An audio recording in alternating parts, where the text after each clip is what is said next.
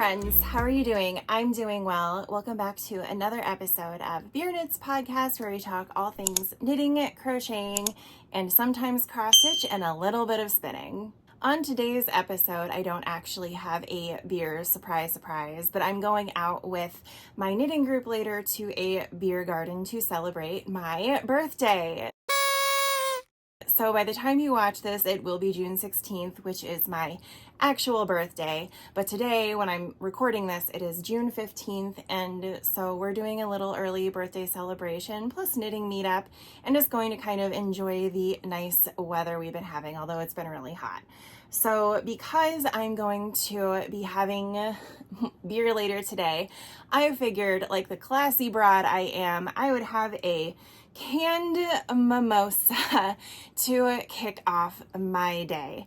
My cousin had a ton of these at our Mother's Day breakfast back in early May, and she was like, do you just want to take them home and drink them? And I was like, of course. So I think she gave me like a 4 and 8 pack. I'm not sure what it is, but it's been nice to have just in the fridge on these warm summer mornings. And if Scott's working and I have really just nowhere to be for a couple hours, I'll whip one of these bad boys out, and they're pretty good for being canned. Beggars can't be choosers when you are lazy like me.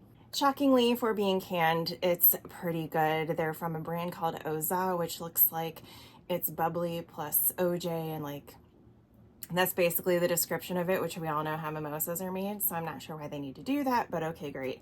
They're not bad. I do wish they were maybe a little bit more juicy.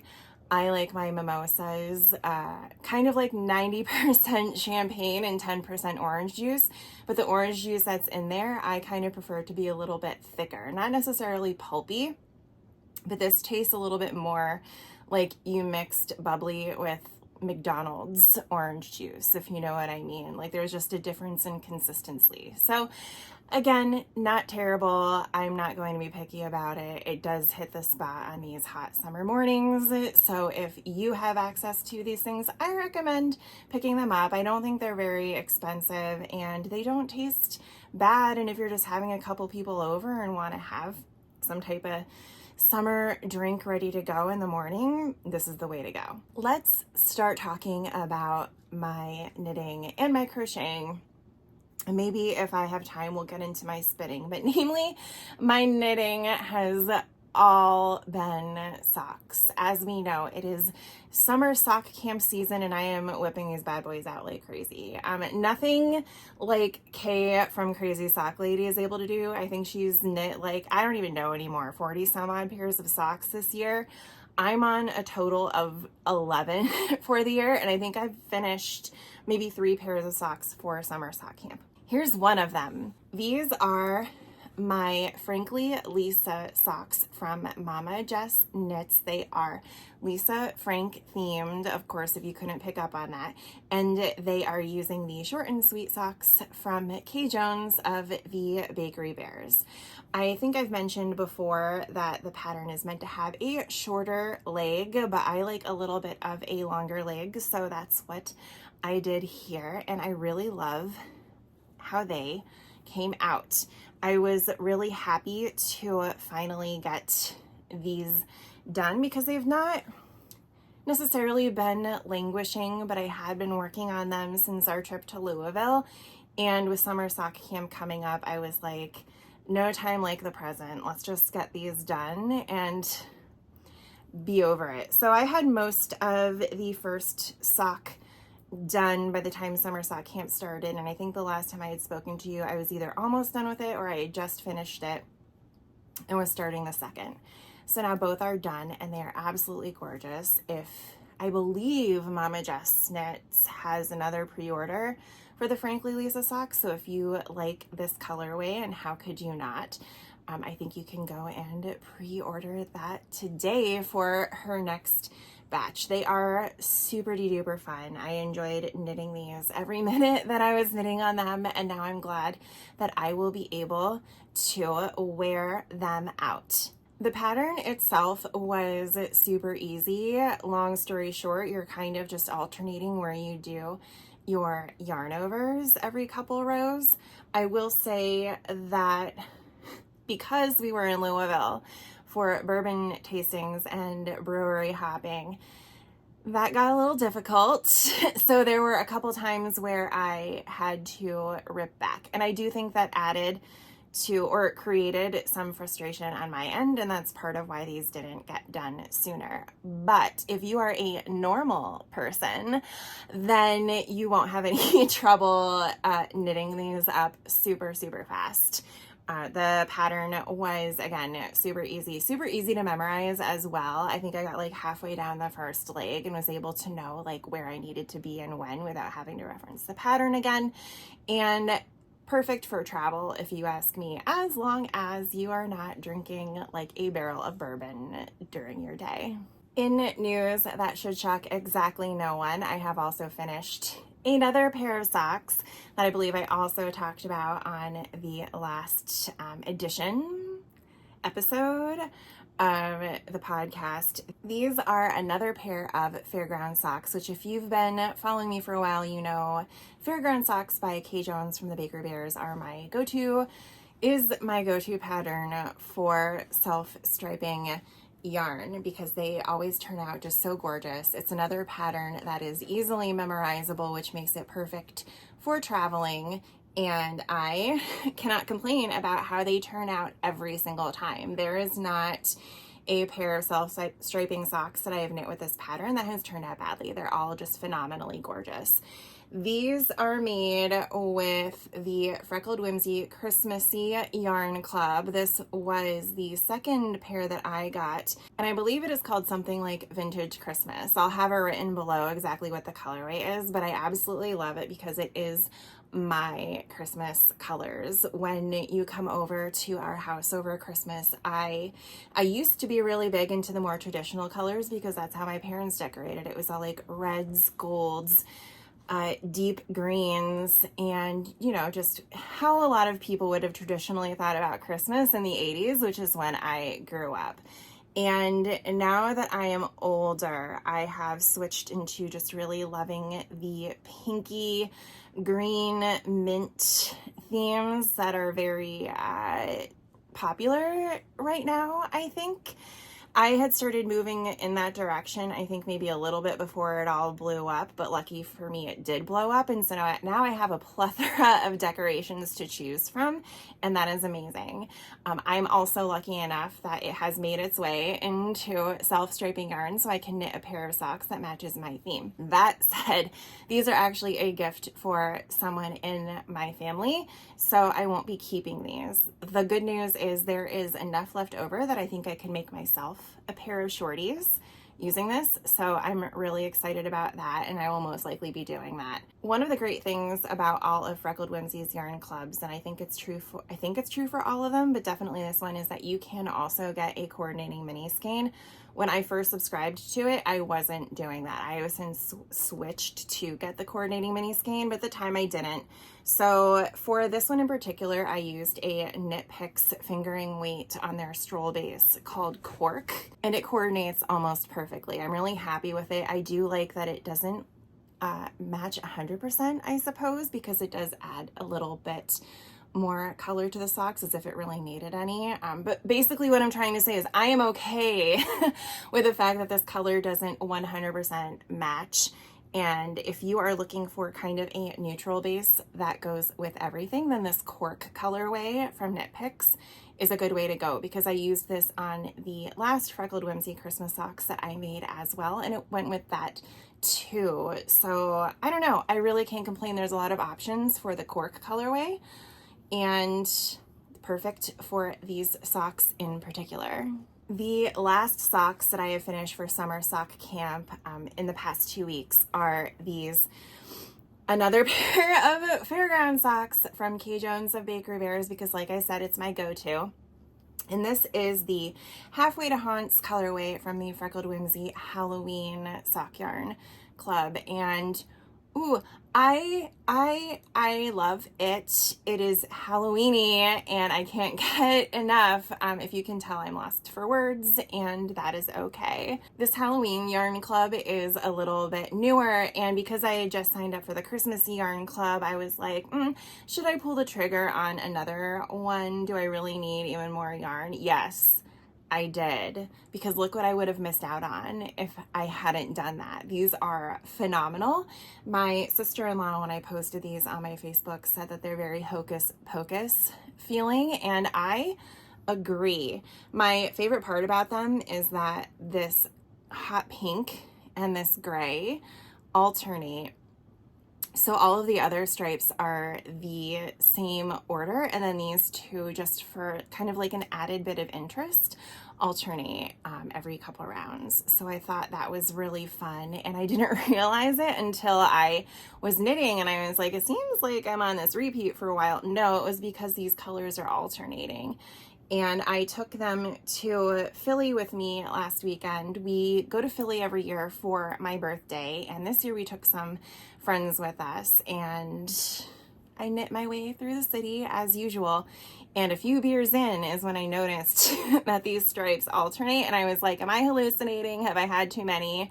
Or is this color just kind of going wherever it wants to? I really love them. They are phenomenal. This one I did start with the coordinating mini in the subscription. So this is the purple color that came with it. My anxiety goes bonkers when the coordinating mini skein matches one of the colors in the self-striping skein. And that is because for this reason, on this sock, the last stripe that I ended on was purple, and then my toe is also going to be purple. And in my mind, that makes the toes not match exactly. And I'm the type of person where I don't need these stripes to match on both socks. As you can see, like, I don't care about that so much. I just don't want to deal with the whole coordinating stripey matching the heel toe cuff nonsense that sometimes you have to deal with. And I'm too lazy to figure it out. So on the second sock, I just went with it and was like, let go, let God. And this is how it turned out. I'm okay with it. I just feel like if you're like me and that type of anxiety gets to you, sometimes you just gotta let it go and drink a mimosa. The last finished object I have is kind of random, and I made it yesterday morning on a whim. So I got a Stanley. I know I'm late to the game on that. I'm never one to like jump on trends as soon as possible, especially because the cost of these puppies was not worth my perceived value, to be honest. But I had shop cash on Shopify, and I was able to get a Stanley for like $7. And so I did that, and I have been starting to watch Blondie Knots on YouTube. I don't know what's going on with my YouTube algorithm, but I'm not mad about it, because I keep getting these crochet artists who do events and fairs and like craft fairs and their tables and stuff.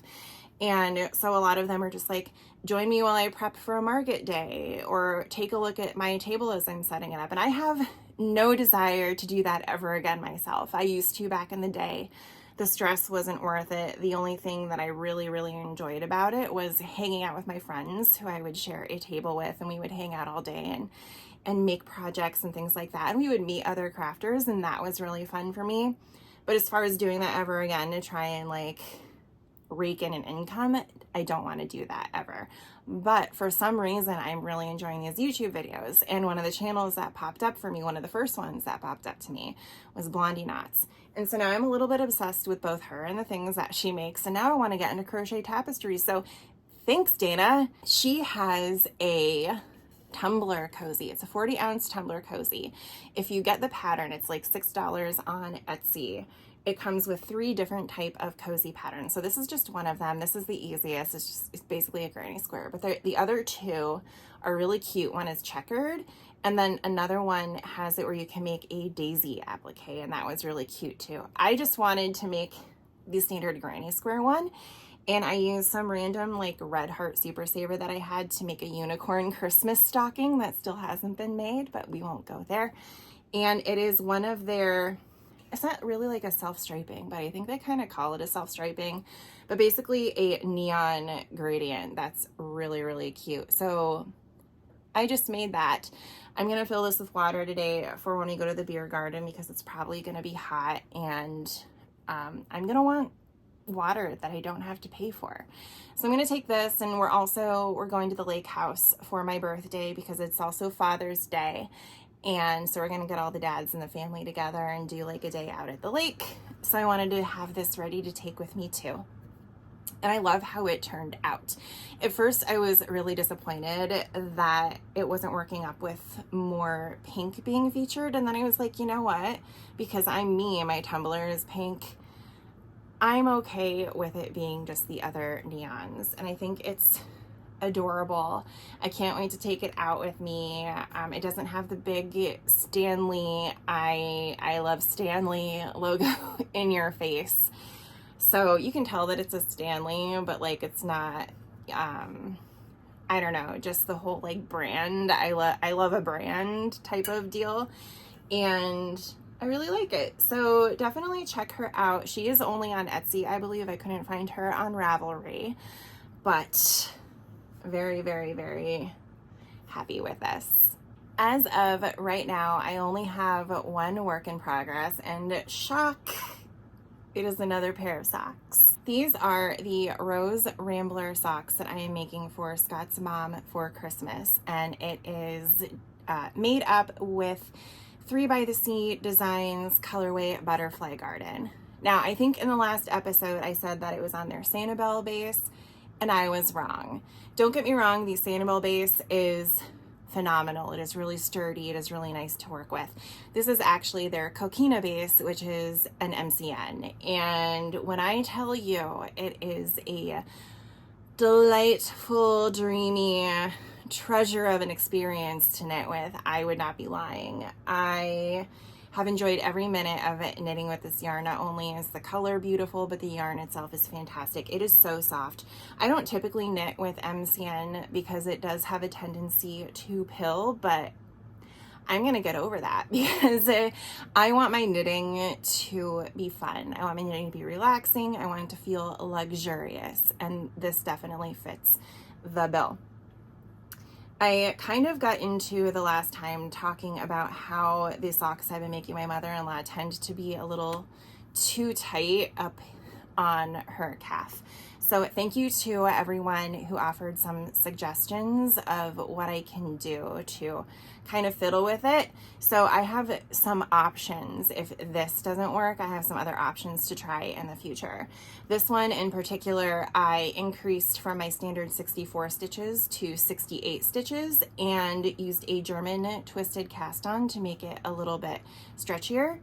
And then after the ribbing was done, I went back down to 64 stitches because everything on like the foot and the leg itself was fine. It was just getting this over her lower calf.